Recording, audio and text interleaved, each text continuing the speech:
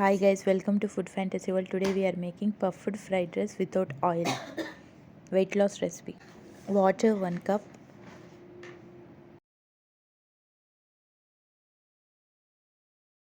Puffed rice 2 cups.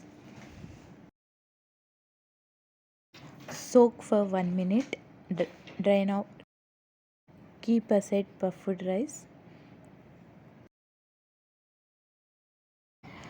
Add gunpowder 1 tablespoon. If you don't have gunpowder, use red chili and salt. Mix everything.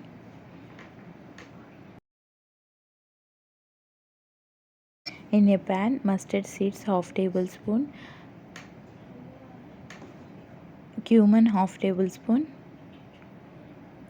Curry leaves. Chopped onion half cup.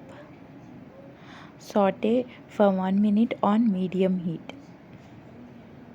Add chopped tomatoes 1/4 cup. Salt as per taste. Close the lid. Cook on medium heat for 2 minutes. Now add peanut 1 tablespoon optional. Soaked puffed rice.